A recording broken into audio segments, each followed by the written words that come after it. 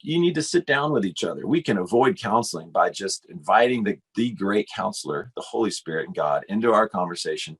But we have a way that we do it. The formula is we do a self-care cycle. I do mine. Emily does hers. So if you're listening, it's very easy. Make some notes to do this. I go to God and I say, what's bothering me about Emily? What is it? And it caused something in me that hit a button in me. So what's your button? I makes me feel alone. It makes me feel disrespected. I feel hurt. I feel sad. And so whatever those are, that an action or inaction that she had, unmet expectation. Well, then what did I do? I turn up the volume. So I react. I start doing this. Well, I don't deserve this. You did this. I start wanting to blame her. So I asked myself, where am I turning up the volume? And I shut the volume off on all the lies that aren't true, things that are leading me astray. And then I ask God to reveal to me a truth about myself that I need to hear from him. Lord, help me. What do I need to hear from you about myself? What do I need to hear from you about Emily? And what's the truth about Emily? She does love me. She does respect me. But I know that she is led sometimes by sin, just like I am. So I'm called to love the sinner, not the sin. So I love Emily and I separate the sin away. Now then I've done my self-care cycle. I'm ready for a conversation, a heart-to-heart talk.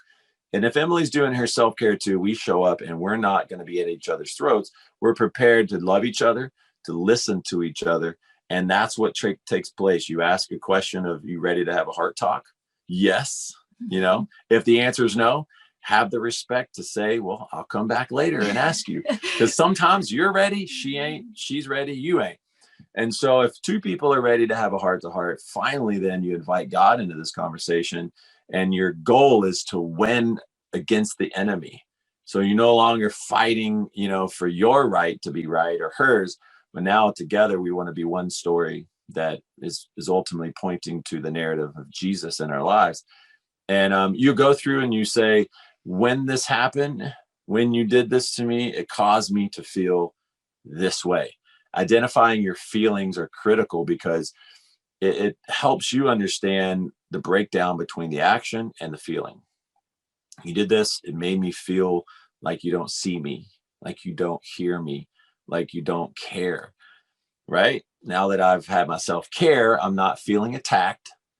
I've opened up and I've listened to Emily and I go, gosh, it matters to me that you feel like I don't see you.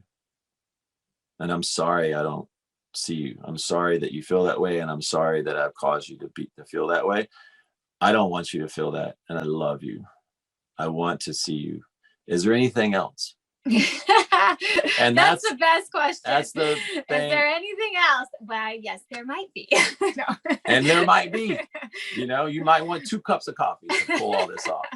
But my point is, it takes effort, it takes time, but it's so worth it. It is so worth it. Jesus never accidentally does something. We intentionally invite Jesus to change us.